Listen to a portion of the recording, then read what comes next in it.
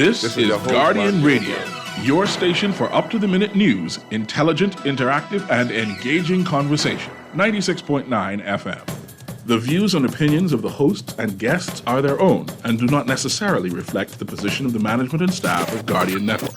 The aftermath of every social revolution brings about change. Cultural norms and landmarks shift as our minds and hearts expand beyond the familiar.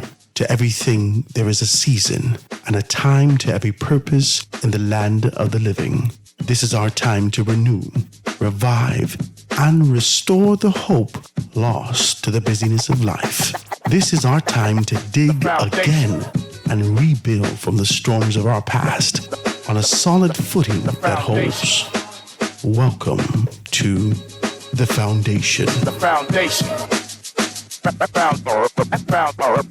Foundation.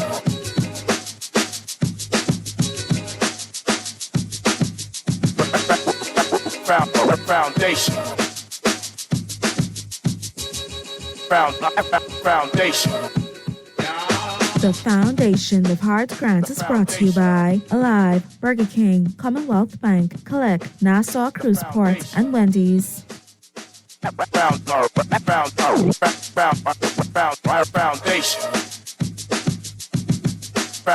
Foundation.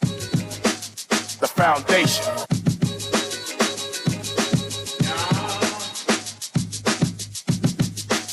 The Foundation.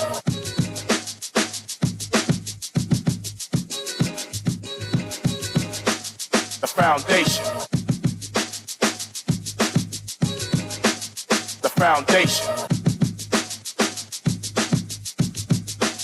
The Foundation. The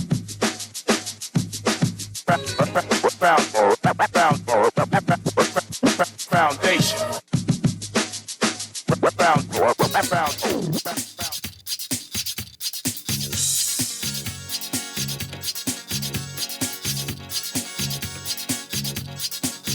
When I'm walking down them rocky, narrow dirt roads with a basket of potatoes on my head.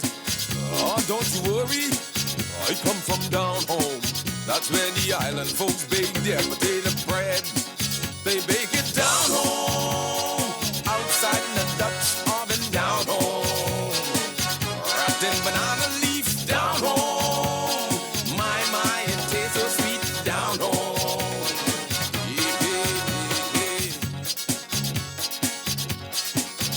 If you're looking for a little entertainment, I'll tell you, you don't have to travel far. Cause them rake and scrape boys will excite you. On weekends they play at the neighbor's bar. They'll make you dance down home. They'll send you in a trance down home. Good afternoon, ladies and gentlemen. 96.9 FM radio. Howard Grant and your company, live in full effect on this beautiful Thursday afternoon, right here in the land of the living. You know, only a handful of us could say that. That's how it feels. We're here, we're doing our thing. The papers actually speak to it. 2 more shot dead. 4 murders in 3 days. Absolutely bananas. We started to talk about this thing yesterday. And this is kind of the time that we always take to kind of, inhale and understand. This is Thursday, the very first Thursday of the year. And as we touch the papers and feel its expansion, its depth, its, the weight, the volume that exists there, we know that this is more than just supplements. These are our brothers and sisters that passed away. Talk to me about it. Our brothers and sisters who are gone on before us. And so I always like to kind of take this time to kind of, be sensitive about the fact that Thursday's paper, especially for old people, children, is the paper that you want to kind of pick up for the obituary section to identify those things. And if you're one of the persons that are dealing with a loved one being lost, the transition of a loved one, and you want to be able to put them down, because it's important that you do that, and capture the kind of style, the character of their life, I always tell you to reach out to my very good friends over at Butler's Funeral Homes and Crematorium. Butler's Funeral Homes and Crematorium. They take very, very good care of you and being able to capture and encapsulate the life that was your loved one. Make sure you reach out to them. They're on Ernest and York Street. They'll be more than happy to assist you in those areas. Also, During this time, it's very important. I know it's post-holiday, but we're still getting ready for another holiday. And as we transition to another holiday, all your ham and turkey gone, your children just going back to school now, so they eat everything out your house. My God, only the bone in your fridge now, you're trying to boil that. You need to stop, okay? Go down to Milo B. Butler and Sons. Take good care of you, man. You get yourself some wings, get yourself some meat, some spare ribs, whatever you got to get. Do your little boil up, get yourself prepared for this cold weather. Put some dumpling in it. They got all sorts of great things there over at Milo B. Butler and Sons. They are located on Blue Hill Road, headed north on the right-hand side, just before you get to Meadow Street. You can be able to see them on the right-hand side right there on Blue Hill Road.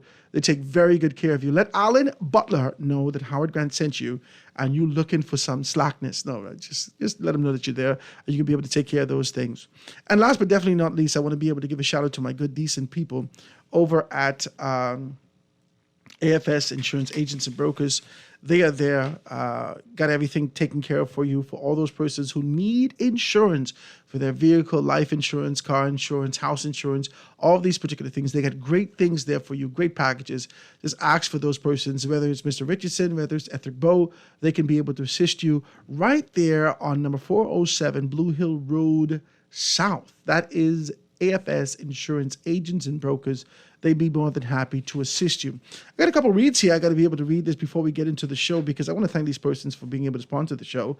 And they want us to let you know, Click Live Read. This is a read here. It says, Nassau Cruiseport presents Phil Stubbs live at the Amphitheater on Saturday, January 13th. Join Phil Stubbs, Niecy Ellis, and Ira Store at the Spank Band for an amazing night of pure Bahamian music, sponsored by Click and Ron Ricardo. General admission is going to be $50, VIP $75, and the Sky Pods also available. Get your tickets now at Bahamas Tickets, Bahamas E-Tickets, BahamasEtickets.com. That's Phil Stubbs and the Friends live at the Nassau Cruiseport on Saturday, January 13th. Don't miss it. And also, the Nassau Cruiseport itself wants you to know the exact same thing. Nassau Cruiseport and Zamar Production presents Phil Stubbs live on January 13th. Also performing Niecy Ellis, Ira Store, the Spank Band. Tickets $50, general admission, VIP $75. Available at BahamasEtickets.com, at the Plantation Bar, the Grill at Cave Heights, and Miniso Mall. I don't know what it is, and Marathon, right? So you can be able to get that and take care of those particular things. The doors are open at 7 p.m. They want you guys there. They're pushing this really hard. And Phil Stubbs is the guy. You want to be able to go down there and be able to get some good down-home flavors and good feel. And also, I'm excited about the amphitheater also. Can I say that? I want to see exactly what's what.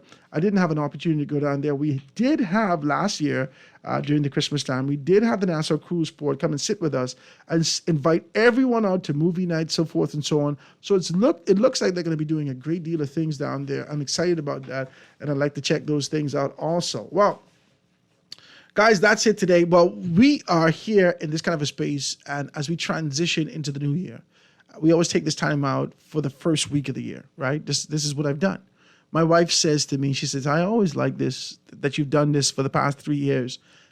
You've taken the time in January, at the beginning of the year, to really be able to bring pastors on, preachers on, those persons who could be able to speak from a spiritual perspective to sort of realign the country. I feel like it's a refreshing thing.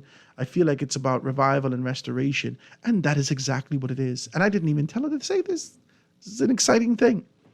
And today is just being able to travel that course. We started a conversation on Monday with Ambassador Devin Rowe, and we want to be able to continue that throughout the entire week. Today, I have a very good friend in the house. You would have heard him with us sometime last year as he came on and being able to speak us more specifically. This is a wonderful opportunity, and I felt the necessity. I had to reach out to him to be able to bring him back here to have this conversation with you guys. There's not going to be Small Business Thursday today. I know that you're looking forward to Small Business Thursday. Next week, we got everything set up. All those persons are kind of geared up to go with me January 18th, so we can be able to take it from there. January 11th, I'm sorry, we can take it from there. But today, we're going to be able to talk more specifically about what we started as it relates to Resolve to Evolve. Ladies and gentlemen, I want to introduce you to none other than Pastor Dr. Clifford Smith. My brother, how you doing today? I'm wonderful. Happy 2024. I'm so Mr. happy Grant. that you're here with me. Hey, listen. Man, this is exciting. That feeling is mutual. This is a I very have exciting thing. listened to you over and over, and I love your perspectives, the way you think, and I love where you're coming from. And so, all the best for 2024, my brother. Thank you so All the very best. kindly. Now, I wanted to talk to you about this like this, right? I wanted to touch this with you because you and I, and this is one of the real, sometimes you find that you feel like you have kindred spirits.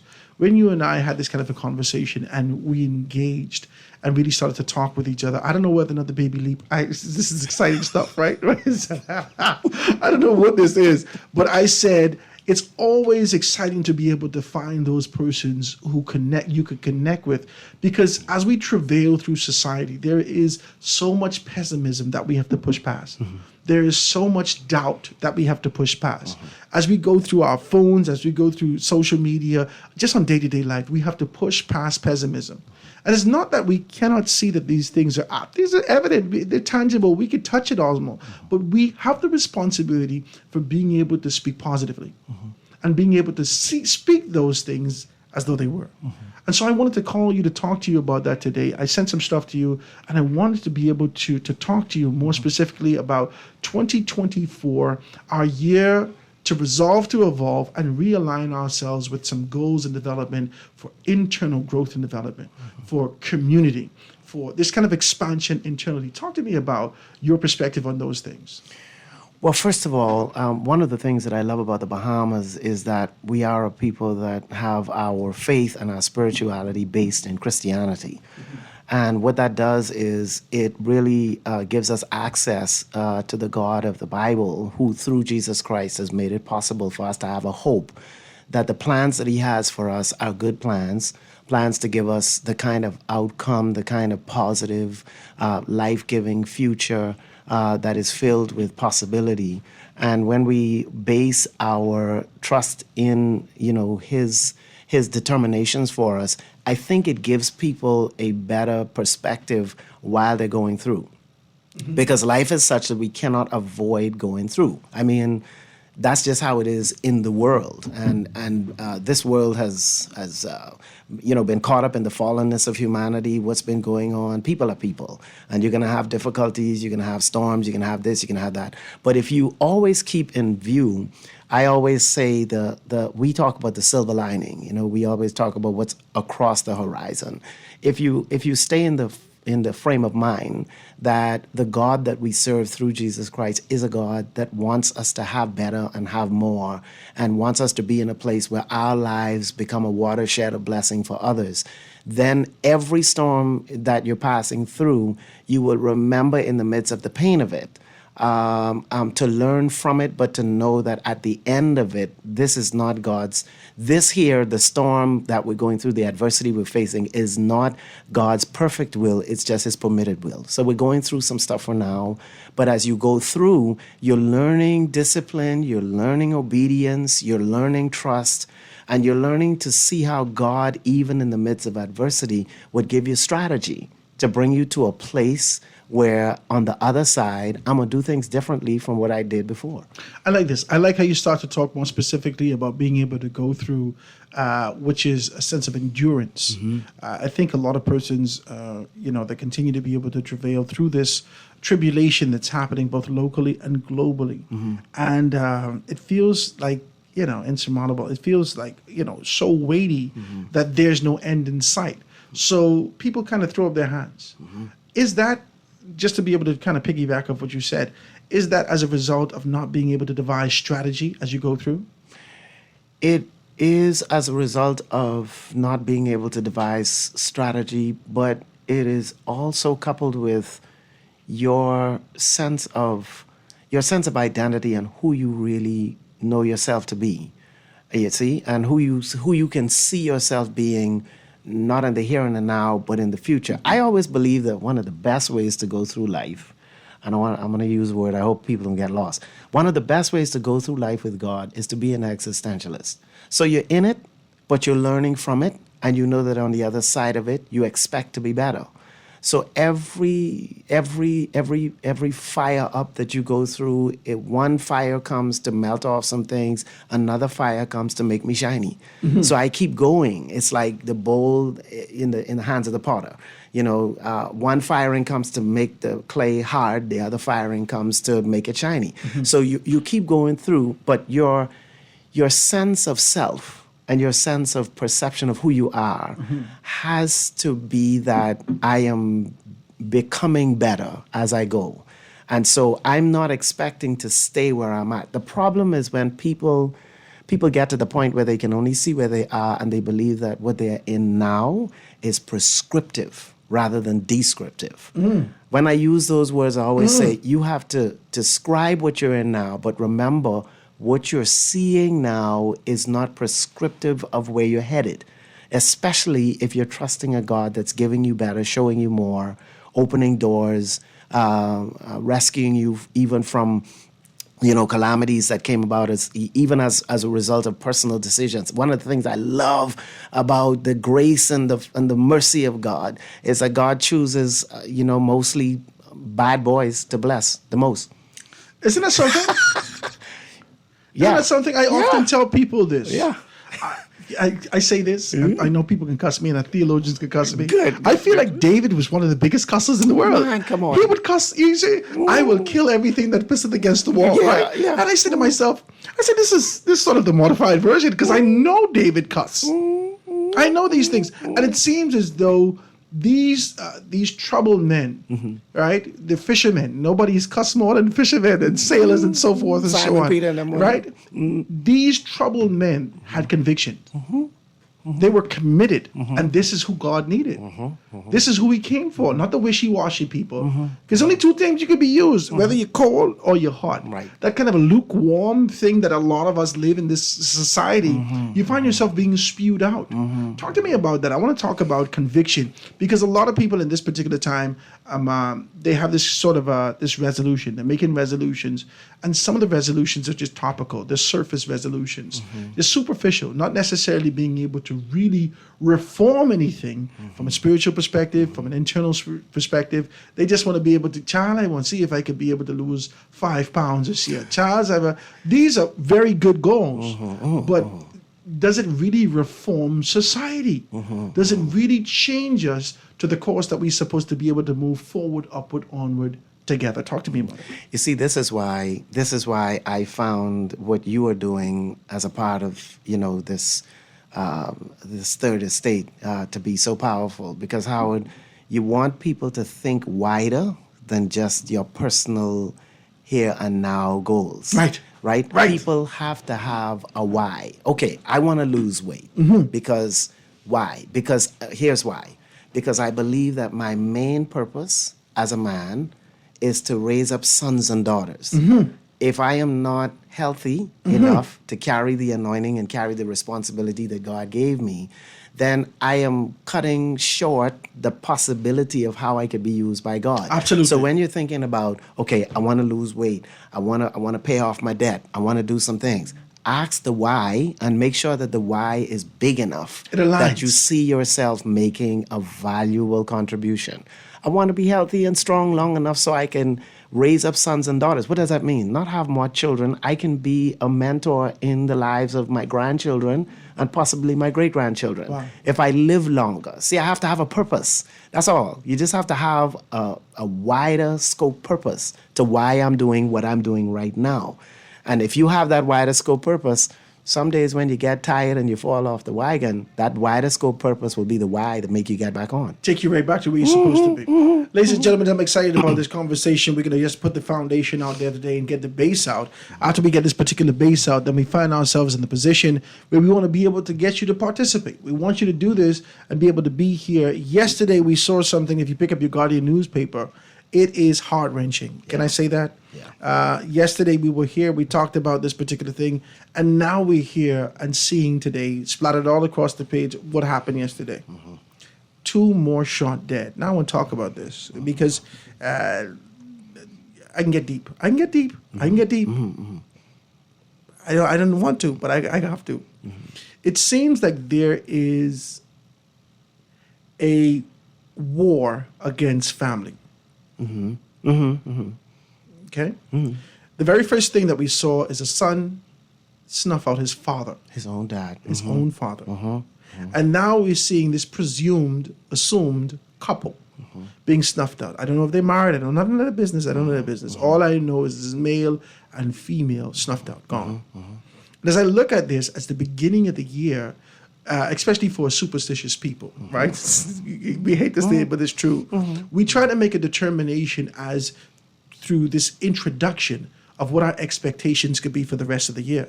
We've now stepped over the threshold into a new year, into a new space, and the first destruction and calamity across the entire country is these particular things out of the city of Nassau.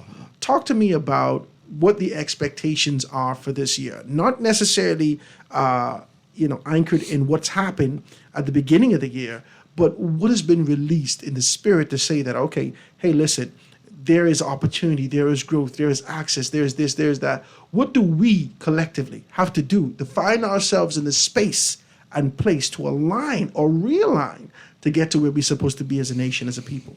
Let's jump back into it with that bigger picture, that why, and let's talk to male men.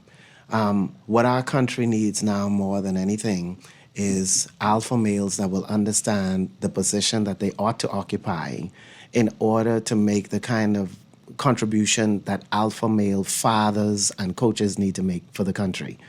The reason I say it like that is because sometimes when we look at the criminal element, here's a statement that I think and I hope makes sense. To avoid criminality among men, we must begin to teach accountability and responsibility among boys. And I think sometimes when we look at the criminal activity, we're only looking at the back end. We're looking at law enforcement, we're looking at jails, we're looking at the judicial system, we're looking at the back end, we're looking at the interdiction of crime and criminal behavior. But what I think 2024 for the Bahamas has got to be is a year when we decide that we're going to give primacy to the family, primacy to three institutions: the family, the church, and the school. Now, I'm going to tell you why. I believe that at the front end of developing males to be the kind of alpha males that we need as fathers, as coaches, as husbands, as brothers, as sons in our society, we need to go back to the tree, go to the boys, and start really investing more time in boys programs at the church level, boys programs at the school, boys programs in the families. We need more of our men to recognize, and this is, you see, when you see a criminal adult male, that criminal adult male didn't just become a criminal overnight. This started down the road. Okay, here was a boy who was either rejected or neglected, or a boy who was abused. Come on, a boy who was just left to his own, vices. And when you see that, what normally happens is where the alpha males are missing, right? What happens is the gangs and the little pimps and the this and the that, they become his community. They become his support system. And so he learns things from them. Next thing, now we got a young man who can't travel because he got a record. Then now he's out of the school because he's in trouble. And that continues until he's to a point now where, and I'm going to say this, there's so many young males that need coaching and, guidance in our country, but many of them in their head, you know what they're thinking? I got to do this for myself, boy. I got to make this happen. So they out there and they hustling and they ganging and they doing whatever they think that they need to do because somebody dropped the ball. And I want to bring it back to us as alpha males. I think that more and more of our men have got to recognize, why am I a male man? I need to be home. I need to be wherever my children are. And I need to take the responsibility to remember that women birth and nurture children, but men are, and I'm going to say it, I don't want women to hate me for it, but men have a type of parenting paradigm, mindset-wise, and the mental capacity and the mental toughness for it that's different from women that children need. And it's not just boys, it's girls that need their fathers. So at the family end, we got to do more for our families. Now, how would that could go way around. I mean, we need more family education programs, but we also need, for example, I've been saying simple things like in the public service, we got to be careful how many, police officers and defense force officers and customs officers and immigration people we sending out, and we tell them we sending them to the key for 3 months, and 3 years later they still there. Yeah, but his boy home, he's 14. And he's living alone with his mother. And his daddy's out there. Administrative accountability. Yeah. That's heavy what you're saying. Yeah. But see, if we think about it that way, then we'll see the bigger picture and say, hold on. Let's look across the civil service. We have enough people who either don't have the children yet, or they're past that stage of raising the children. And we're saying, okay, you're senior. Let's think more about what's the word I'm looking for? About assigning and sending these kinds of people. Why? Because our focus is on the family. I don't need officer so-and-so who got a 17-year-old son, who got a 13-year-old son, who is in the very critical stages of his teenage life. I don't need us to be moving him and leaving his son without him for such long periods. I like what you're saying. I want to talk about this. Ladies and gentlemen, I want you to be a part of the conversation. Focus on family, right? Men, alpha men need to get back home. We're talking about family and alpha males understanding their positions, accountability to being taught to boys. This is important stuff. I love this stuff. I'm writing everything down, guys. We're going to be able to dive deeper into this conversation. Let me take this quick commercial break, ladies and gentlemen, and be right back after this. Foundation. Foundation. The foundation. The foundation. We'll be back right after this. The foundation. The foundation.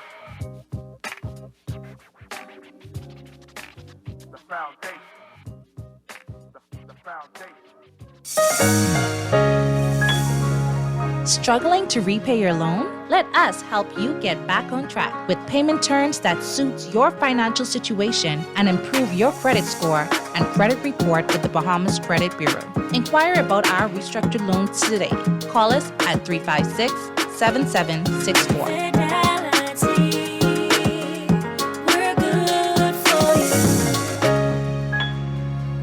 Spice up your taste buds this season with the new Jalapeno Rodeo Burger at Burger King Nassau. Each bite of the Jalapeno Rodeo features a classic flame-grilled beef patty, pepper jack cheese, crunchy fried onions, and a spicy jalapeno kick, topped with barbecue and chipotle sauce, served on a soft potato bun. The Jalapeno Rodeo Burger is even tastier in a combo with our new half C's, half onion rings, and half French fries with a drink. Or cool it down with the new and delicious Creamy Floats collection at Burger King Nassau, where taste is king. This is Guardian Radio 96.9 FM. Fresh news, smart talk, all day.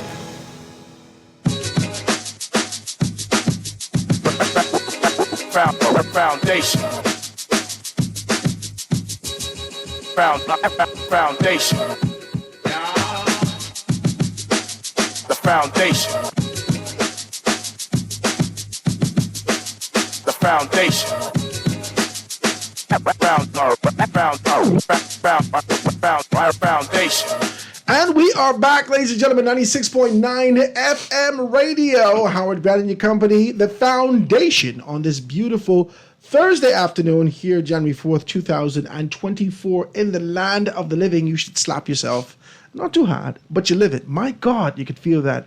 I'm here with none other than Dr.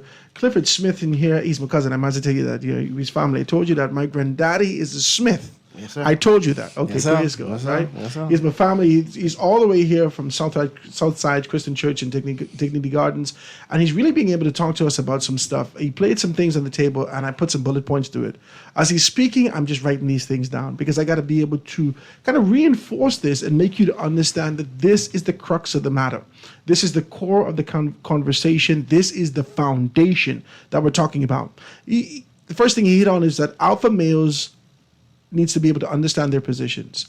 Accountability must be taught to boys to create the men society envisions, and investing time with young men programs. These are all important. That men, alpha males, need to get back home, and there should be a significant focus on family. This is heavy what you're saying. Because one of the things that I've talked about, and it kind of traveled with me from last year, we've broken up community. That calm, I sent it to you, how I texted to you. I wanted you to understand that calm and unity. We as a society are not united collectively. And I don't know, I'm not one of these persons who can be able to identify from the numbers to identify whether or not this unity or breaking up thereof has come out of the house. But I know we collectively as a society, we don't break bread with each other anymore. We don't break bread. We don't go sharing. We don't engage with each other. The last time we've had any true, genuine approach to unity would have been pre-73. Post-73, the next time we saw any significant push, it came from a political standpoint, and the country shifted. From a political standpoint in 1992, when we saw what the Free National Movement could do after 25 years, a lot of persons invested their time, effort, and belief into the political system and rejected, my God, let's get deep quick, and rejected. They rejected, not necessarily this hard and fast, but their commitment to the church one time ago would have been all in. But it has been, wishy-washy over the years, and now it seems like it's not even evident. Talk to me about that unity and community, and how we break bread and commune with each other to be able to get to the position that we were called to be. I think that your answers and the question, I only want to reinforce it by simply saying that I believe that this is a time now for these same alpha males, for the most part, who are in charge of the ecclesiastical arena in our country, in the church, to be asking the question, what am I doing with these people when they come before me every week? Because what we put into people, what we teach people from the principles of the kingdom that come from the Bible, this is what's going to create that mindset for unity and that mindset for community. That's where it comes from. You see, because if that's not happening, then we ourselves are missing, the mark. And I think it's critical because people probably need to be taught another way of looking at the value of the church. For example, what is church really about? It's not a religious experience. And I think for a lot of time, in a lot of ways, a lot of the denominationalism has pulled us into it being more of a tradition for this one, a ritual for that one, and so on and so forth. But we miss the main goal, which is the investment of kingdom principles and kingdom thinking into a people that need community. I'm using your word. I like this. Because if you invest the principles, then the members of the community make that community all the more rich. Make sense? Yes. And I think what we need to be saying to Bahamians, you know something? Church every week is an opportunity in a group coaching exercise that brings you and keeps you aligned with the mindset that you need to have in order to make the kind of contribution that should be made to your country. I'm looking at that, and I'm thinking about church from the traditional standpoint that we know, from the religious standpoint, from the rhythm that exists in our society. And over the course of time, I think the way that the church engages the community, the clergy, the population, the way that they engage have shifted. There's been one point when we knew what to expect. There was righteousness, there was holiness, there was this sort of a segregation, separation, be set apart specifically, and we knew what our responsibility was. Now, whether it's church locally or whether what we're seeing happen globally, and we ain't even got to get into that, but what we're seeing happen globally, it seems as though the water has become murky. There's not clarity anymore. And this is not, it'll be ill-advised for me to be able to push all the churches in one bucket. But those that observe, they don't see the church as separate. they don't know about the denominations. They just know about Christ, and they know about the inconsistency that comes from Christians. They don't know. They don't know that. Oh, this might just be Baptist, or this might just be Anglican, or this is. They don't know that. They just know that if you claim Christianity, there is an expectation for you to be less than. This is what we've seen over the years. So I want to know about that. I want to know whether or not that kind of a tainted view is discouraging some things, because let me tell you why. I've looked at some church, especially given the fact that online churches are wild now. Everybody's online on Sundays as a result of COVID. And I'm looking at these churches and the religious rhythm and commitment that exists in the church within the confines of the four walls, and not getting out into the community, not touching people in the community, that blows my mind. That you only go into church on Sunday for you to be able to participate, to say that, okay, God, I've done my part. Now you have 6 other days to do as you will, and let's see if I can refresh this thing again on Sunday. Let's talk about this kind of a mindset. How do we shift that to make them to understand that you being the light is not confined to a specific space and time, whether that's on Saturday or Sunday. How do you contribute this light to be able to reform our society, our community, for true growth as we move forward?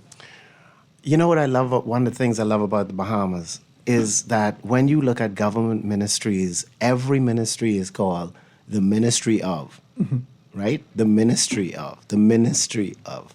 And sometimes I think it becomes critical to remember the necessity of reminding believers and empowering believers on a regular basis that they understand that the role that they play in society between benedictions is a role that is supposed to be the light, be the consciousness, be the people of excellence, be the people of responsibility, be the people of accountability, be the people that blow the customer away. Every single thing that believers do ought to be a witness to the fact that God lives here and that we are really, truly Christian. So the way we do our business, and I'm talking about everything, the way we do our politics, the way we run our business, our families, the way we see, people have to begin to understand that God expects of us, right? That if we have been given the power to become sons, then that power ought to manifest in everything we do, the way that we do it.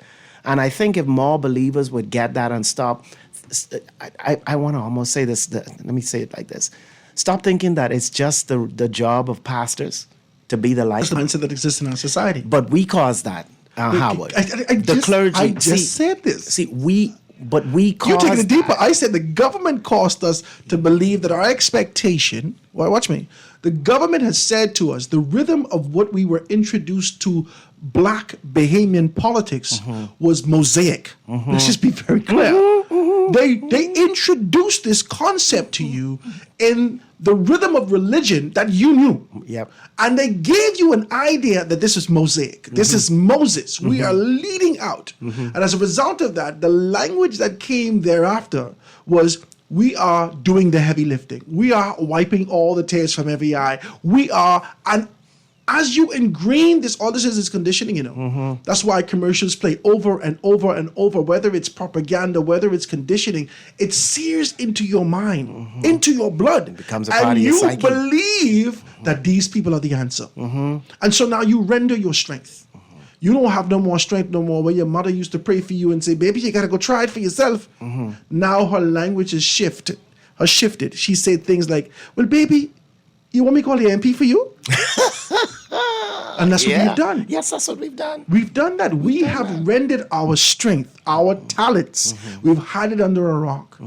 And we no longer commit ourselves to community, because there's an expectation that those that we put in power, whether that be the clergy, whether that be the doctors, whether that be the lawyers, whether that be the politician, these are the people that's supposed to answer and provide answers for the collective. I think that's wild. Well, that again, I simply answer, speak to it like this. It talks about the type of leadership that we need now. All right, we need more mentor leaders now, mentor leaders, people that are going to build leaders, people that are going to. Okay, let me give you a simple example from the church. I can remember years ago when it hit me one day as a part of what we do with pastoral care. I had to say to people, you know something? Jesus one day had his disciples ask him, Lord, teach us how to pray. And he taught them how to pray. In other words, there must be that type of mentoring where you teach people to fish for themselves, to pray for themselves, to seek God for themselves, and to keep the focus that my life and my sense of purpose must be grounded in God for myself, so that when I step out, I am making a contribution, not looking to my pastor to come pray for me, my pastor to come pay the bill, my pastor to come do this, the politician to come do that. See, we have had a leadership problem where we have told people, listen, don't worry, the church will take care of you, the government will take care of you. And we got a whole set of people that we raised up, all right, not to be, interdependent. We've raised up a whole community of dependents. And you decent when you say this. You're decent. I appreciate your decency. And I'm going to be able to acknowledge. I'm trying to be diplomatic. I appreciate your diplomacy. But we've raised a generation of beggars. We don't say it like that. And there's no belief that we, the independent, resilient Bahamian people, are now relentlessly bowing and kneeling and hoping that someone give you something. Relentlessly, our arms are out, begging arms for an opportunity for someone to give you something. The other day, I started to have this kind of a conversation about the fact that social services needs to do an internal audit to find out whether or not people are really impoverished. Because there are a great deal of people who just going out there, except, well, if social services given it, I might as well get it. I can get mine. Child Susie ain't going down there and get yours, get it. Not that they need this. No. Not that they're in an impoverished position.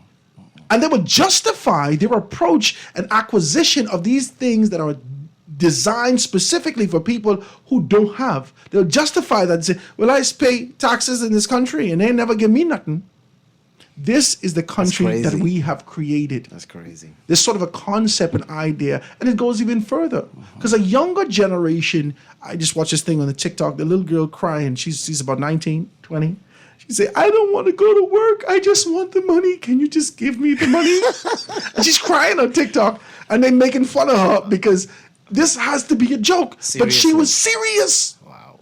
And this is the mindset that exists in people. There is a relentless expectation that someone give you something.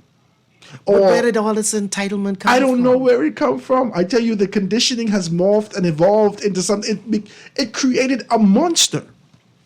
How now can we tame this monster? At least cut off 3 of these heads. We have to figure this out as a society. We have to figure this out to get the strength back that we need. Because there's no expectation that people are going to run. See, and this is why, I can get deep. 2 seconds. 2 seconds.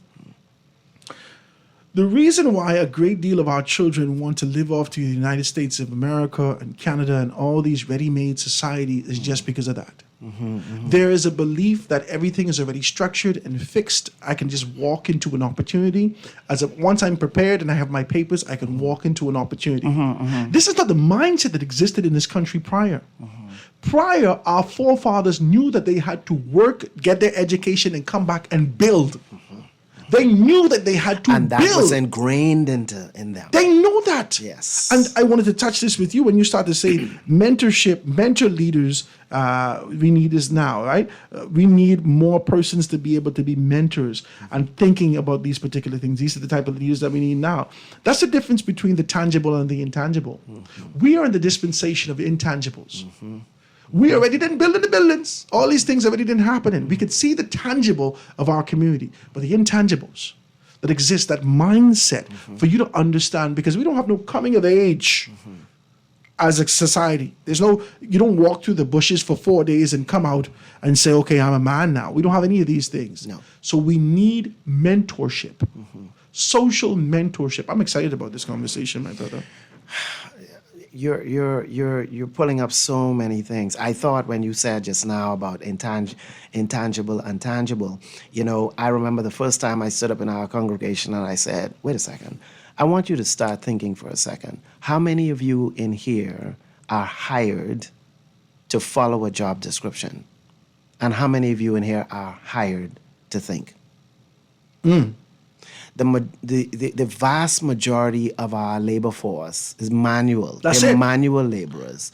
They're not mental laborers. And so because that's they their are fault. not expected, it's kind of their fault, but can I say to you on the institutional kind of what's the word I'm looking for? Kind of corporate side, that in a lot of ways we have continued a sort of sideline slavery. And what it is we don't need you to think. Just do what I say. And My God. or vote for me and I'll pay you. My God. You don't have to really function. Just vote for me and then I'll pay you to do something with your hands. What you want to do? You want to cut grass? Mind you, the lady or the gentleman has the capacity, mental capacity For more. to solve major problems. But we're not challenging them with that. No. And see, this is why I keep coming back to mental leaders. We need more leaders that are going to okay, kick the proverbial birds out of the nest and say, fly and go and bring something and come back. But I don't know how to use my wings. No. I've given you enough time for strength and I've given you all of that and I've showed you how to do it and all that. My I God. expect you to be back by such and such a time. But I don't know where to go. Yes, you know where to go. You do know Because where to go. we've taken you there on our back. Now it's time, bring back something. And those who bring back something, all right, we'll put you in charge of it and that's when you come back. And when you tell them that, when they get back, the ones that do take the flight, don't stand up there and still act like you're not old enough yet. You're too young to lead. You're too young to take the chair. So we can bring back somebody who walking with a cane and then had two-stroke. My God. And all these things. And this is what we do. But it's not only in the society. It's in the church. It's in all kinds of areas where we see this happening. Well, ladies and gentlemen, I want you to be able to participate in this conversation after when we get back. 323-6232, 325-4316, 325-4259. Anywhere from the Family of Islands, 242-300-5720, or hit me up 422-4796. We're going to take a commercial break. We're going to get to news, and we'll be right back with none other than Dr. Clifford Smith. The foundation.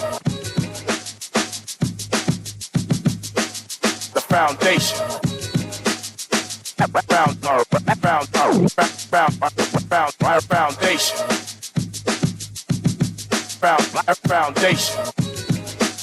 The foundation.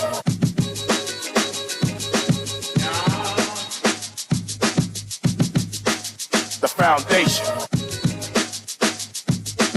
The Foundation. We'll be back right after this. The foundation. The foundation. The foundation. The foundation. Tired of banks forcing you to use technology to bank the way they want you to? Your convenience is important. So no matter what your banking needs, Commonwealth Bank's friendly staff are always available in branch for that personal one-on-one service.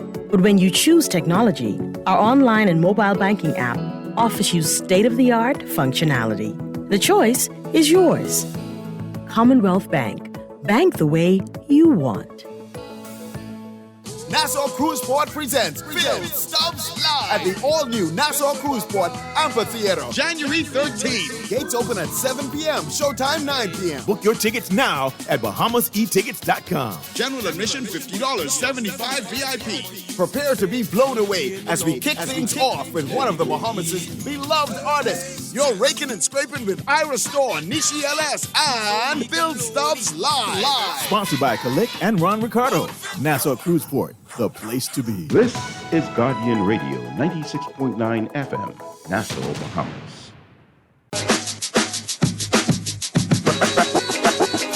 Foundation. Foundation. The foundation. The foundation. Foundation.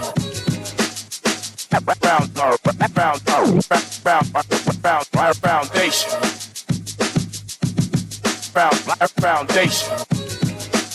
The foundation.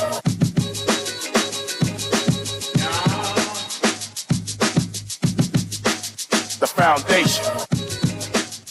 And we are back, ladies and gentlemen, 96.9 FM radio. Howard Grant in your company, the foundation. Guys, if you're in here and you're checking us out, make sure you check out GuardianTalkRadio.com, GuardianTalkRadio.com. Let me read these couple of things in here because Nassau Cruise Ports, they want you to know that Zamar Production presents Phil Stubbs live January 13th. Also performing is Niecy Ellis and Ira Store. And the Spine Band, guys, go pick up your tickets. It's $50, general admission, $75 VIP. They're available at BahamasEtickets.com. It's going to be at the amphitheater. They want you to be able to be a part of that. If you're one of these people that can pick it up, go to the Plantation Bar, the Grill at Caves, Caves Heights, and Miniso. I keep saying that. I know I keep saying that wrong. Miniso Mall at the Mall of Marathon. You can be able to pick that thing up and get those things. Also, Collect wants you to know the exact same thing. They're going to be able to partner with them. They're doing great things. They want you to know that both Kalik and Ron Ricardo got that thing going on. Pick up your tickets, like I said, $50, $75. They got Sky Pods, everything available. Make sure you go and take that up. BahamasEtickets.com. BahamasEtickets.com. It is a wonderful thing. When we left off, we were, having a very good conversation. I'm excited about this. Can I say that? Can you hear it in my voice that these are the type of things that really causes my spirit to jump? I'm excited about the potential and being able to talk about this course that we have. I had a conversation more recently that was wrapped in logic. Can I say that? Mm-hmm. And sometimes that there's no space for logic. I just want to be decent when I say that. There's only space for faith. And if you're wrapped in this kind of a logic and you'll never come out your house, you'll be walking around with a mask right now. Wow. You'll never come out your house. You'll be like a European backpacker with this big bag on your bag on your back, trying to be able to prepare for everything. But you have to step in faith. This is where we are right now. I believe that we collectively as a community, and that may not be the whole 400,000 of us, maybe be 10,000 of us, maybe be 4,000 of us, but whoever you are, and you feel this kind of an unction in your spirit to step, it is time for us to move in faith to transform our little space, our little slice of paradise we call the Bahamas. And I'm here with none other than Dr. Clifford Smith, being able to talk to us all the way from Southside Christian Church and Dignity Gardens, and being able to do all the wonderful things that he does. My brother, I am grateful. I am truly grateful. Because he keep prompting my spirit to say some other things now. And I'm writing it down. I must tell you, I'm writing these things down because you and I are on the same page. Talk to me about it. We before the break we were talking about the importance of building identity and responsibility and accountability into boys, so that we could avoid the criminality among adult males. And I think if we can do that, then we're going to, be in a position to produce more men coming out of these types of boys that are going to take their rightful place in the society. But there's so many other facets to it as well. I talked about church, family. I talked about from educational standpoint, us building into boys. Mm-hmm. And I want to throw this out there. The all of the civic organizations that used to have like boys programs in particular, now more than ever, we need to go back to those boys programs. I just want to say this out because this is important to me. Boys brigades, scouts, RAs, whatever it was that was really uniformed paramilitary organizations building responsibility and identity in the boys. We need to get back to the primacy of them with a why. You see, some people just let it fall by the wayside because they forgot the why. The why is we need better men. Better men in church, better men in parliament, better men on the police force, better men in the civil service, better men in business, better men heading up households. That's what we need. And the only way to do that, if you want better men, you got to invest in boys. And so, everybody's got to pick up some program or something like that. I got to say this to you. As you talk about with the why, that's heavy. Mm-hmm. I think a lot of persons perpetuate the concept and idea of the Constitution that exists in our country. Mm-hmm. They perpetuate the idea of the independence that we can take and the sovereignty that is our country. Mm-hmm. But no one speaks about the why. Mm-hmm. whether it's wrapped in the national anthem, right? That forward, upward, onward, together, lift up your head. Whether it's wrapped in there, some subtly talking about it, there is no application from a community standpoint. We don't see this why. There isn't a very clear path. Let's say, hypothetically, if we were in China, we knew the why. There is a 100-year marathon, and there is an objective beyond your existence. In fact, you only exist to contribute to the greater objective. So when you go, that's good. You got your family. We identify the passions that the family. They tell you, they ask you, they say, okay, this one can be in the computers. All right, this one can do this. Right? So, but they do it with a very clear understanding that there is a why. Watch me, and that is from the carnal perspective. That ain't even from a spiritual perspective. When you go to a lot of persons continue to be able to talk about Singapore, there was a why that transformed the community. Right? When you look around the world and transformation exists in these particular spaces, you realize that there was always a why.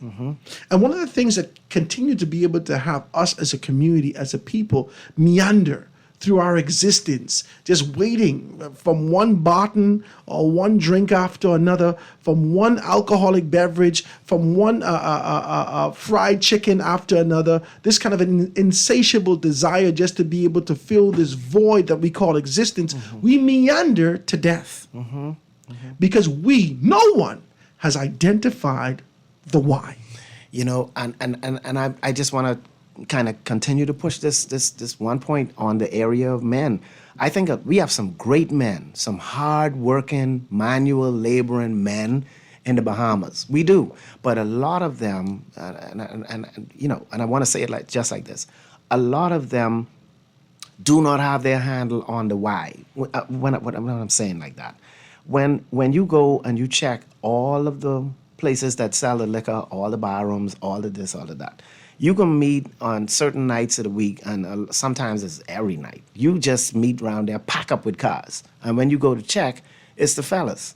Now, a lot of them fellas, though, if you check out the men, and they really get somebody to seriously show them the why they need to be home, and why they need to be mentoring their children, and why they need to be that covering and that support system for a woman, right? If they get that why, a lot of them, and a lot of them have that why in their head. If they get that why, then now they'll be able to say, you know what, I could skip tonight and tomorrow.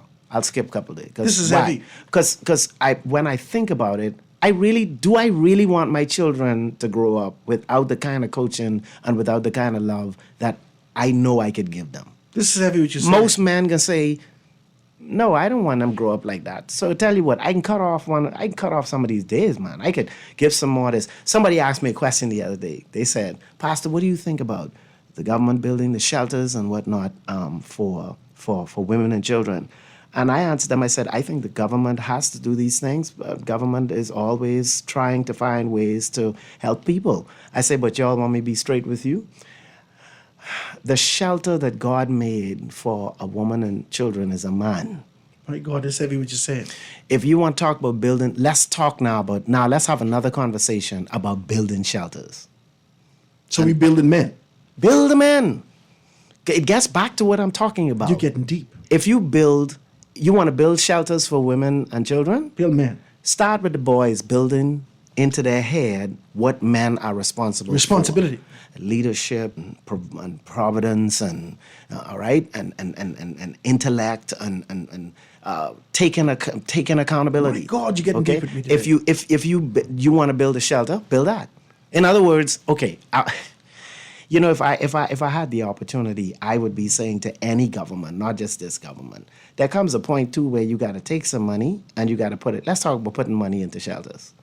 Give the Scouts and the Boys Brigade and this thing and that thing just because we're trying to build men. I'm not talking anything about women right now. As far as I'm concerned, 95% of the problems that women are having come from men.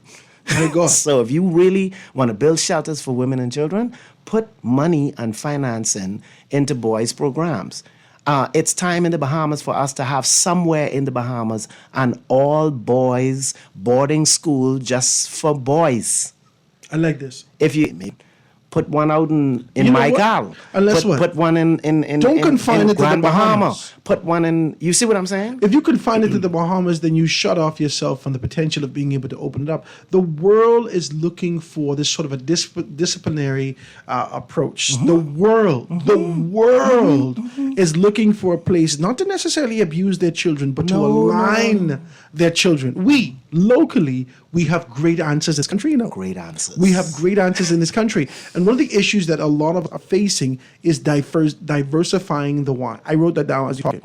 There is diversity to the why. Yes. Right? And this is what a lot of people call independence and liberty. But there needs to be a hard, strong anchor of a why. Beyond the drifting of the possibilities that exist in other spaces. There needs to be a hardcore why, because there are some people that answer the why based upon their sexuality or their sexual preference, right? They answer the why based upon their environment and say that as a result of my environment, this is my why. Right. This is my exposure. This is, but there needs to be a why that's bigger than all the subcultures that speaks with clarity to say that this is the unadulterated course that you should be able to take. And I don't think we have that just yet. Well, that is because, here again, as theologians and pastors in a Christian where we're thinking about the principles of kingdom, we have not been at the front line, and we can do more. We can do more, and I mean all of us. We can line of basing that why in a faith in a God that wants us to build society and develop people. I like this. You see, if we do, then after that, it doesn't matter whether you go in politics to run for the FNM or the PLP, or you go in business, or you go in education, or arts, or you go in wherever you go. The overarching why. It goes with you. Yes. It travels in your heart. Yes. It shows up. Yes. It's a simple one to you, and your whole thing is, you're like this. You know, Jesus said, we're like the light on the hill. My God.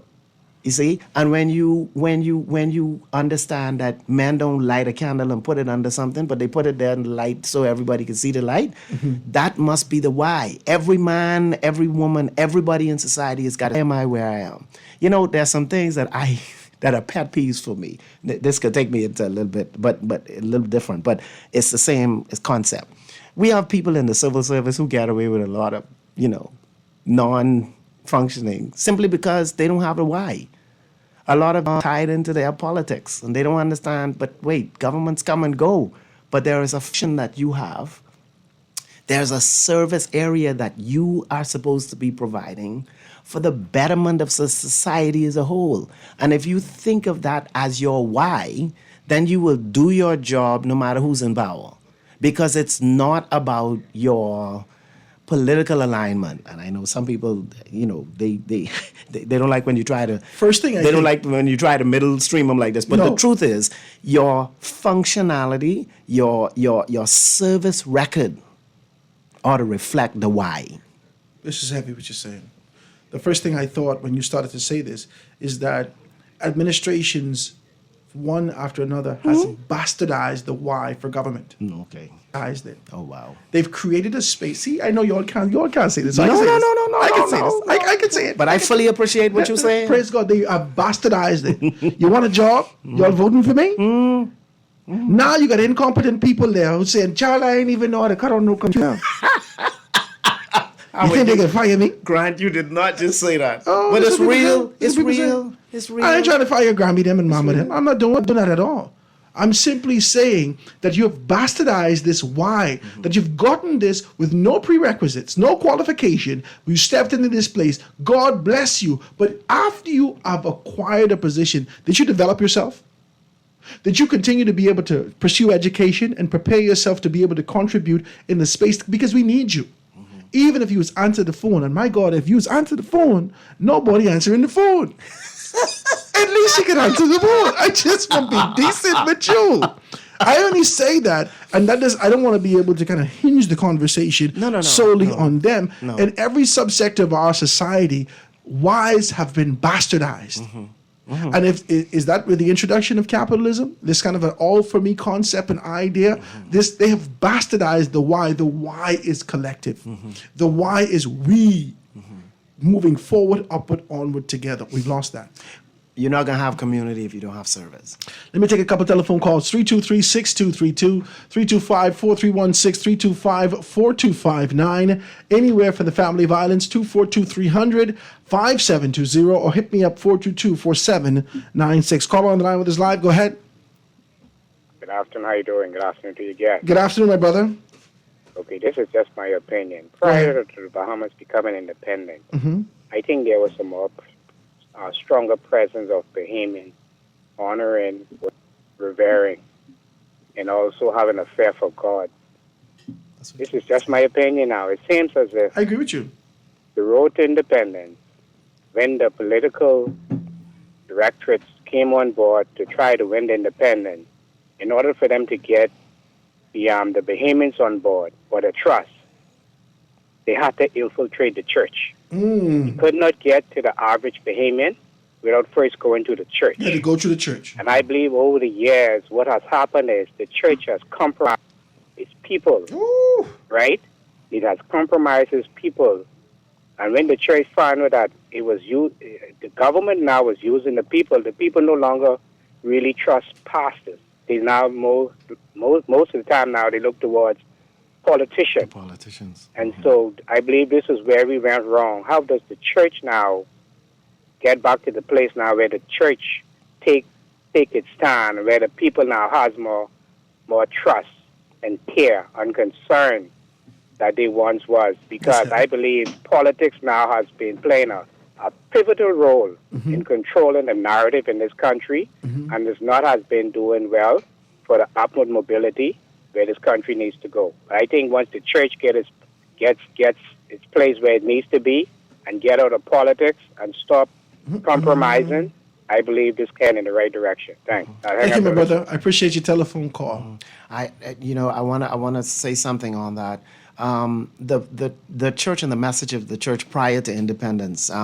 My father was one of the preachers that preached in that generation with people like Dr. H.W. Brown and some of the others, Emmett Ware and all of them, and so on. But that message was a message of liberation from an oligarchy. And so there was the understanding of a common enemy to our social oppression. And so it wasn't difficult for that message to be widely disseminated. When you have now changed that, and we're coming up to majority rule day right now, and you have majority rule, or what happens is what the people vote for becomes the administration. Now the message had to change. And I think for an independent generation, the message should have been and could have been, and it's not too late. The message still has to be a message now of identity and responsibility. One time it's about liberty. We're trying to get free, right? Now we're free. Now what? And an independent generation needs a different type of message in order for people, again, to take responsibility for the direction of the country. And so you're quite right. And I think it just means that at the clergy level, we have to do all that we can to change the message. And it's not that the message of the Bible has changed. It started with the church. It's just like, it started with the church, but let's go back. When they talk about Mosaic, you talked about this earlier. The message that Moses was giving and the message that Moses brought to the people of Israel when they were in Egypt and all of that, that message became, how can I say this, void when they got in the wilderness. In the wilderness now, they need a different message. They need a message that says, you're free now, but now responsibility is coming. And Joshua's message was, prepare you victuals because now you can get crossover. Now, victuals has to do with get your own food, catch your own fish, put your own meat together, put your basket together. So when you get over now, you're in your property and go ahead and begin to develop because now God has freed you from Egypt. Now you have to go into the promise. And I think we've missed the whole shifting of the message. This generation has to be challenged with responsibility. And we've been allowing people to get away like we're still in the adversity of the being caught up. We are no longer slaves. No one has an excuse Everybody has to stand up and say, as for me and my house, this is what we're going to do. We're going to develop these kids. We're going to develop business. I'm going to work with my spouse. I'm going to be responsible, because every home becomes a building block of the society at large. And we in the church have to continue to inculcate that sense of responsibility in I love people. this. I love this because the very first thing that comes to my mind is this sort of an idea that started to talk about. When I say it started with the church, the politicians could not define the opportunity. They could not. They didn't have access to the opportunity without the church. They had to come to the church to ask. They come hat in hand to church, asking for support. And when your pastor stand up, you lead with your pastor. Right. Now, the caller said that the church has compromised its people. I don't necessarily know whether or not it's been compromised by its people. The church has compromised its conviction for the most part, and being able to bow or yield their autonomy, their power, and their position for the hopes and opportunity to be able to acquire some things. Just to be decent. I want to be decent. So now how do we fix this? 50 years in, as we're looking back over our lives, and retrospect, you know everything. Hindsight is 20/20. You know all the answers now. You know now, as you look back, and I say you, I mean the church. The church knows now, as it looks back, that as a result of us being able to waver, bend our convictions, this is where we see our society. Now, to shave ourselves and be able to really sanctify ourselves and get back to the ordinances that we were called to. So it seems to me it comes right back 180. Full circle, back to the church, for the church to be able to lead us out of this, because there's nothing without this particular thing, without our faith to be able to step in this. And this kind of a bastardization of the way, right? This kind of a diversification of the way needs to be sealed up and get right back to it. Let me see if I can take a telephone call. Call on the line with us live. Call on the line with us live. Go ahead. Hey, Howard, and my good friend, my best buddy, Jeff Delaveau. Cliff. What's up, Jeff? Jeff, you know everybody. You need to stop. We grew up in Zion together. What you say, Jeff? Oh. Jeff, call back. Call back on the 300-5720. I know that's your minutes. 242-300-5720. Call back on that particular one. We could be able to do that. Guys, the lines are wide open if you want to be able to participate. Hit me up, 323-6232, 325-4316, 325-4259, anywhere from the family of Islands, 242-300-5720. That's a toll-free call. Or you can just hit me up on the text, 422-4796. This is very invigorating. These are the kind of conversations that I hope we can be able to carry with us. And I think I'm going to have to do this at least once a quarter. And I'd love to be available to you. I got to do this once a quarter. Because I know where your heart is. I hear you. Every 90 days we need a refresher, right? Every 90 days we need a reminder, we need a refresher, because it's sometimes we find ourselves caught in the malarkey of society that exists out here. Whether that's the murders, whether that's the politics, whether that's whatever it is. And I call it malarkey because if we fix this core, if we fix this why, then some of the external issues and the existential things that you were talking about earlier, some of the external issues that we're seeing, be able to see those, kind of drift off and be like a distant memory. I remember when we had triple-digit murders. My God, we move away from that, eh? Only 12 people get murdered this year. People. This is what we got to get back to, and I believe we can. Howard, you know something? Most of the time, what's going on with criminality, and I keep coming back to it, is if families are not empowered, beginning with men, and we're not putting more Bahamian people in business, between family and economics and business, this is what more Bahamians need in order for us to have the kind of society that is going to, really, really move better into the future. Let me tell you why I'm saying this. It is a very, very fundamental kingdom principle that a people that are redeemed through Jesus Christ and have a connection to the God of the Bible are people who are in business. They're not slaves, they're not employees, they are owners.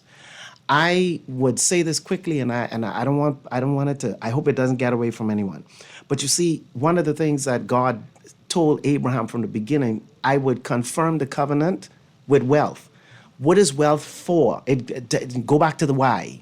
You need to be in the position where you can take care of your family, but you need to be in the position also where you can serve the kingdom without the distraction of low money. My God. When you got low money, you got to go to work. You got to do this. You got to do that. You got to do the next thing. When you are in business, right, you have several streams of income. So now you want to be that good Samaritan, you could do that. Why? You got the money to do it. Plus, you can take care of your family better. Plus, you can do some other things better. Why?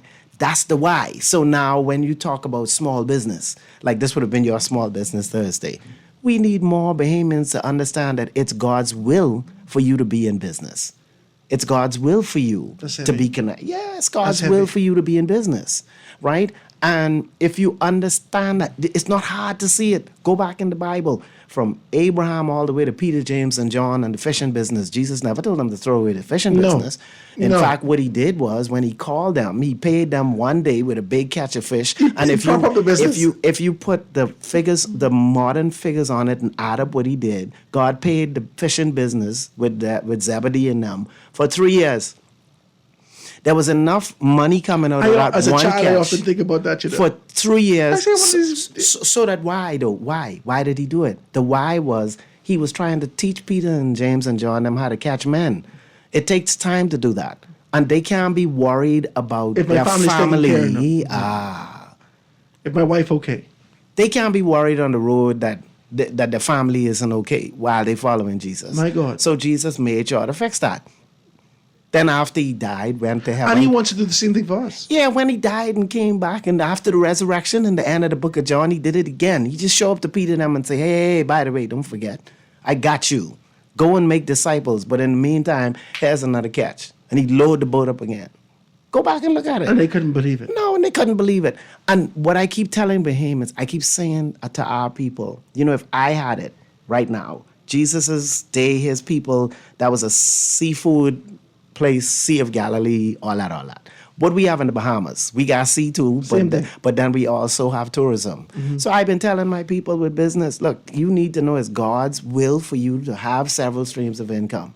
If you don't have an Airbnb, build one. If you got two pieces of property and this one living and we got one and that one and one and man, look here, the two of y'all sisters moved together, fix this house over here, turn that to the Airbnb, whatever. You know, drive, don't go and buy the car for yourself. You know, get into to the car business. Buy some jet skis. Get into whatever you got to do. Do a tour operator's business. Cook. Clean the Airbnb. You might not own the Airbnb. Open up a little company and clean the Airbnb. But whatever it is you're doing, find something touristic, because in this jurisdiction, whatever's going on touristic makes sense. And watch God bless you through it. And when the Lord blesses you through it, don't forget the purpose. Mm-hmm. The why is so that we can influence people and lead people to a better life under the kingdom of God without the distraction of short money. This is crazy. Ladies and gentlemen, I'm enjoying this conversation, enamored, wrapped in the thing. I want you to participate. 323-6232, 325-4316, 325-4259, anywhere from the Family Violence 242-300-5720, or hit me at 422-4796. I don't know if this is you, Jeff. You got to let me take a commercial break. Don't fight me. Quick commercial break, ladies and gentlemen, and be right back after this. Foundation. Foundation.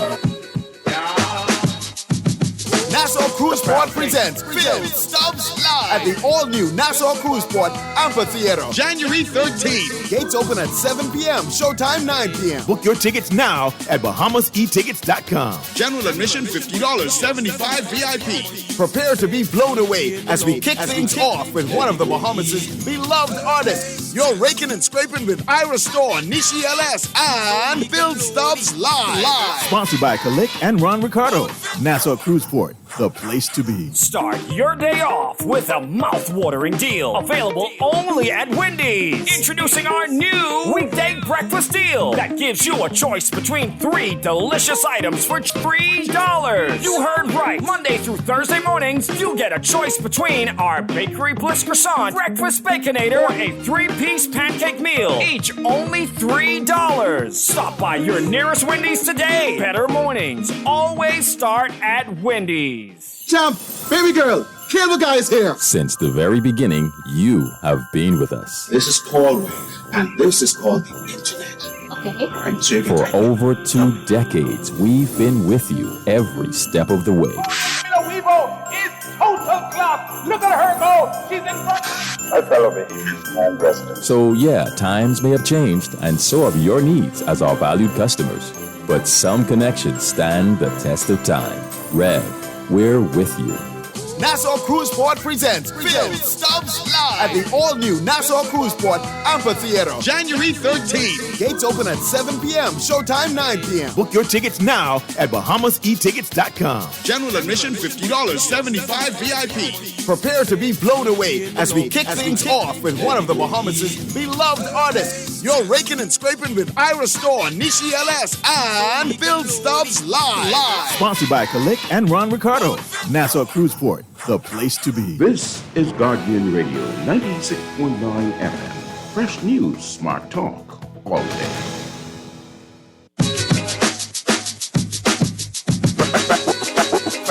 Foundation. Foundation. The foundation. The foundation. And we are back, ladies and gentlemen, 96.9 FM radio. Howard Grant in your company. Last time, I got to remind you guys, go get your tickets for Phil Stubbs at the Amphitheater, Nassau Cruise Ports with Zamar Production. It presents Phil Stubbs live on the 13th. Also performing Nisi Ellis, Ira Store. Make sure you pick up the tickets, $50, general admission, $75 VIP, BahamasEtickets.com, BahamasEtickets.com. Get all your information if you want to be able to go to Plantation Bar, Grill and Grill at the Caves Heights, and also the Miniso Mall at the Mall of Marathon. You can be able to pick up your stuff like that. Get that thing taken care of. Guys, I got to do this. The lines are wide open. 323-6232, 325-4316, 325-4259. Anywhere for the family violence, 242-300-5720, or hit me up 422-4796.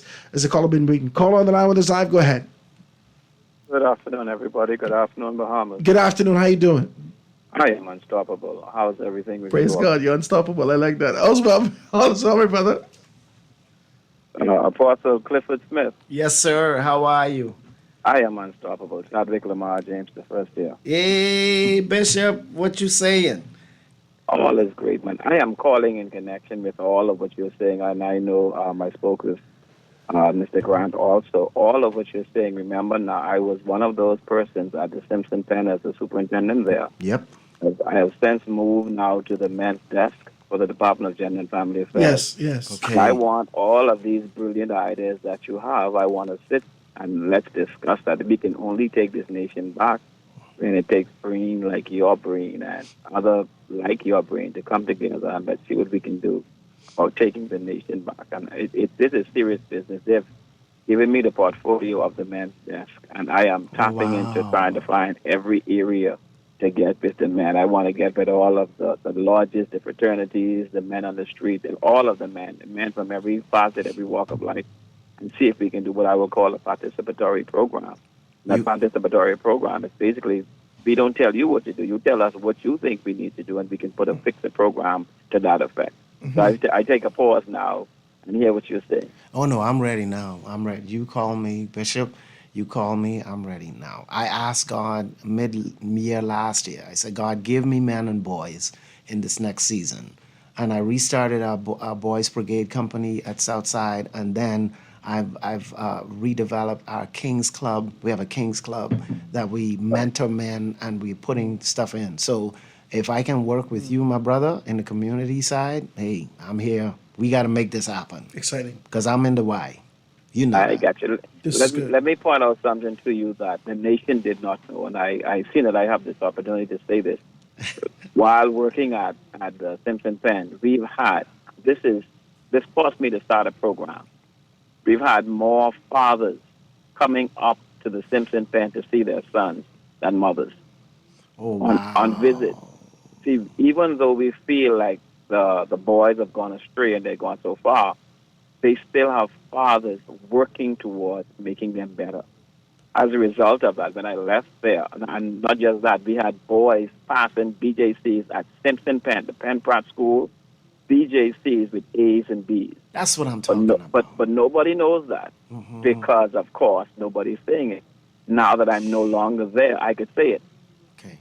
And then you are the father. So I formed a organization called FLIRT, Fathers Learning, Instructing, Realigning Teams, to try to get the fathers. We've had one program last year to get the fathers to bring their craft and show the young men their craft. If you're a pastor, bring your robes, bring your Bibles, bring your whatever it is. If you're a lawyer, bring whatever, and share with boys that we have to transform the nation. Because it's the same boys who are doing the same thing over and over.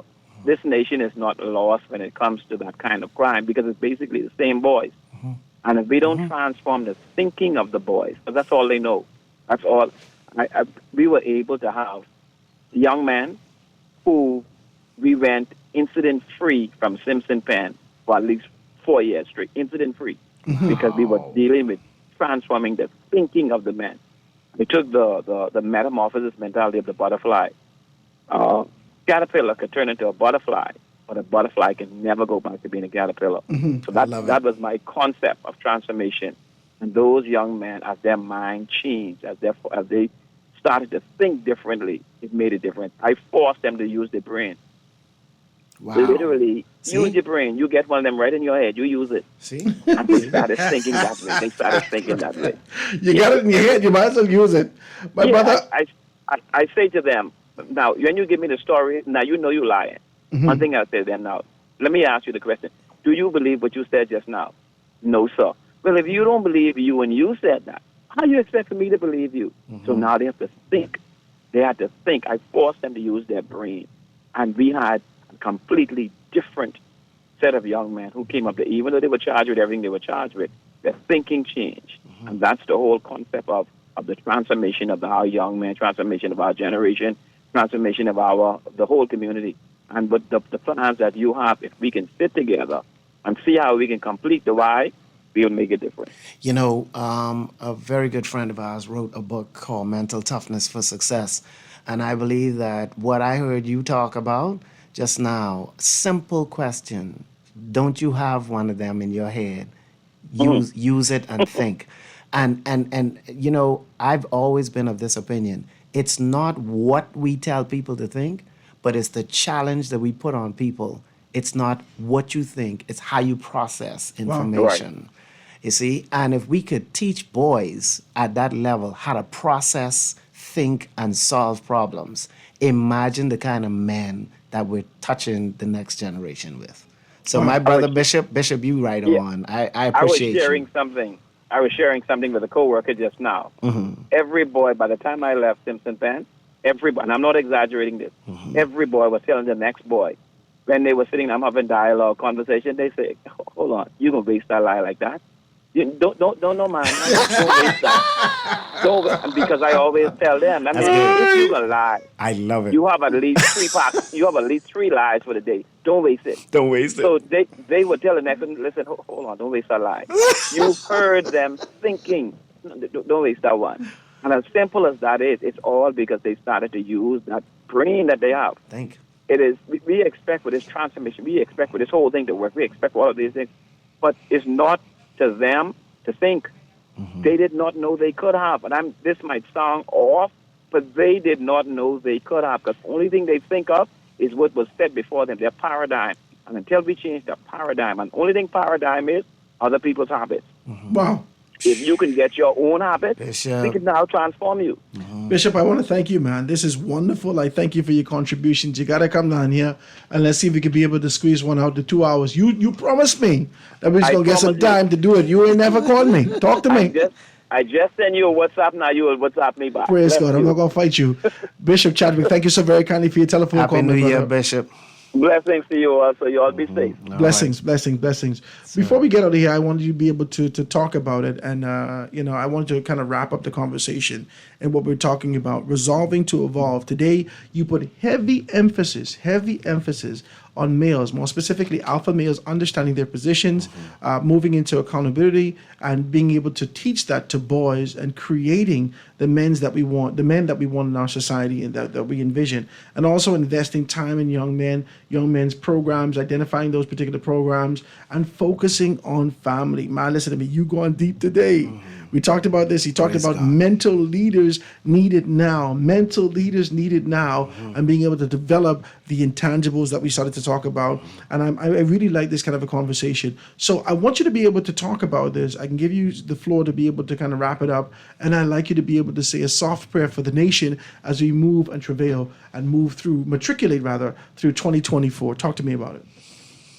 I think now more than ever, we need to change our perspective and look at things the way that God sees them. Sometimes, like I said at the beginning of this discourse, we only look at the problem at the back end rather than looking at the front end. And I want to really, really emphasize that from family matters to leadership principles to mentorship to business to spirituality, whatever area we're looking at, we have to begin to invest in young men, the kind of brains and the kind of mindset that's going to focus on all of these different facets and really come out as better and more reputable men when they become adults. And so I think I really wanted to begin like that because I think sometimes when you need better oranges, man, you need to stop going to the food store and go to the farm.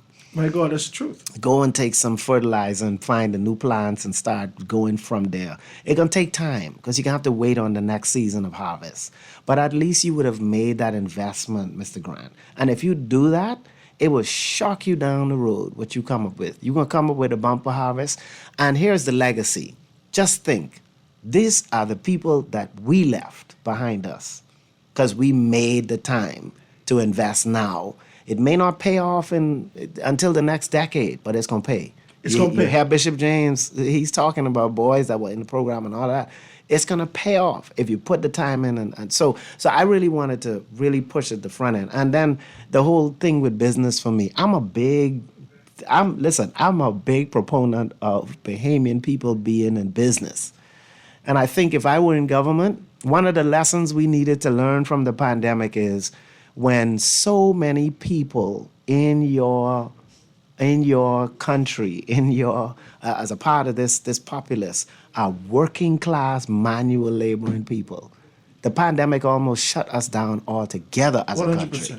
And the only reason why we are still in the state that we're in now, kind of better than most, I believe, around the world coming out since the pandemic, is because of tourism. So any kind of business, if I were government, I would put a why to the whole thing of small business development. What's the why? I don't want to happen to what happened in the pandemic. I don't want that to happen again. I don't want all these banks closing down on my people and this and that. Well, how do you do that? Put more Bahamians in business. Put more Bahamians in business. God needs to be the source, all right, and the provider, and the government needs to be the facilitator. Help Bahamian people in business to make it and believe and recognize that this is God's will for Bahamian people so that at the end of the day, we have a better society that's able to, I always say, rich people might be dodging taxes and stuff. People are always talking about that. But boy, people who got money, they don't have a problem that much paying the taxes. Why? They got the money coming to do it. It might be a different percentage level, but it's the same. When you have more than one stream, it's different. It's different from the guy who just making $350 a week and just barely making it and still got 2 children. How do you do that? I don't know how people do that, Howard. I don't. But I see us, if we don't move beyond that and say, how can we put more of these Bahamians in business?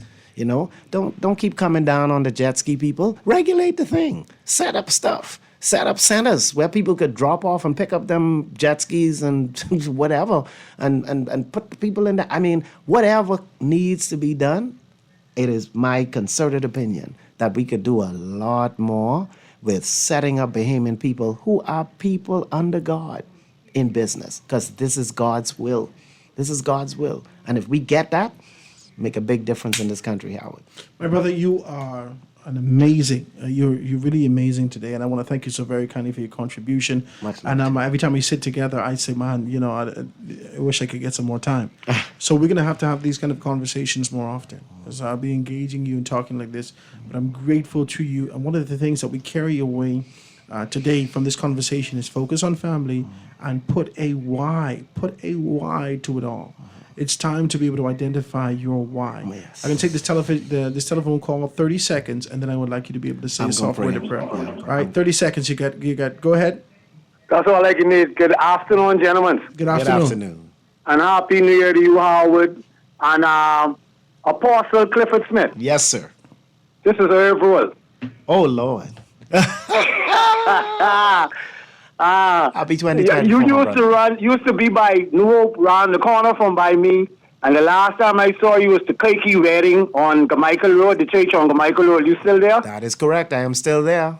Okay, well, I guess in 30 seconds, I guess I'll give you a word of encouragement. Howard, we grew up in Zion together, man, in the 70s, 80s. We grew up in Zion. Every New Year's Day, we used to be on the side of their house by the Pete's, by other Pete doors.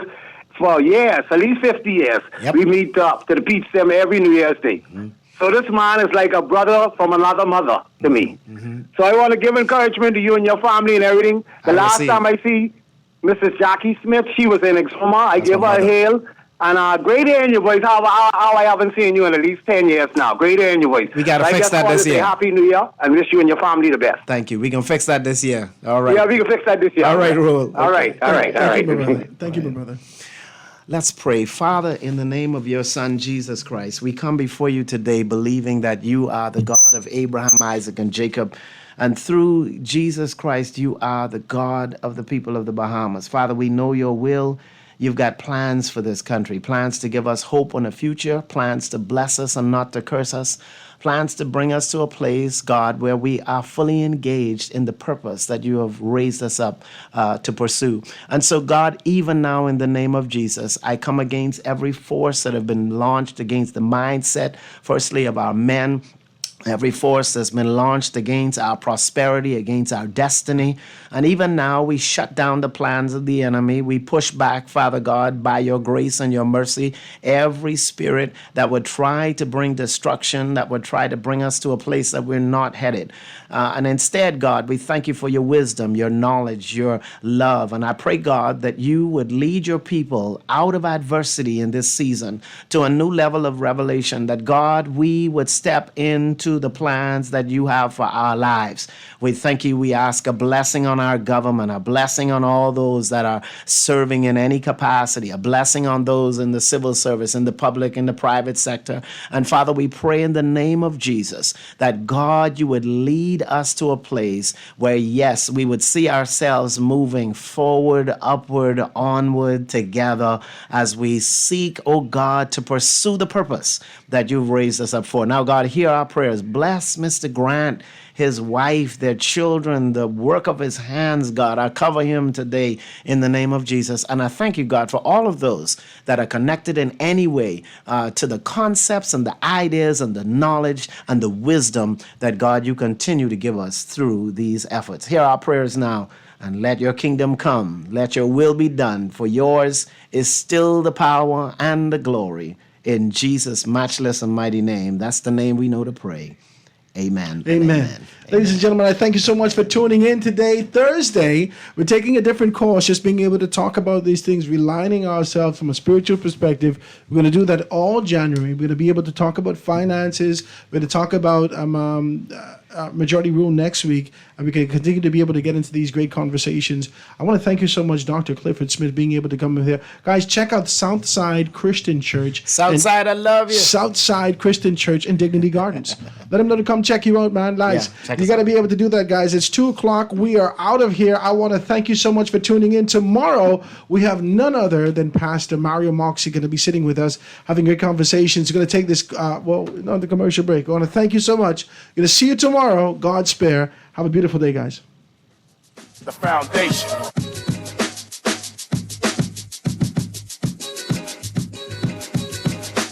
The foundation. The foundation. The foundation.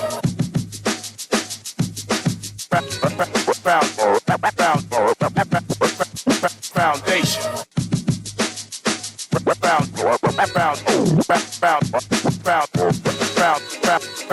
Foundation.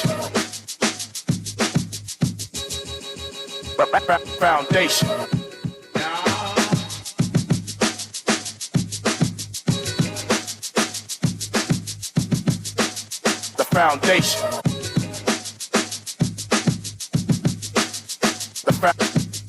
The foundation. The foundation.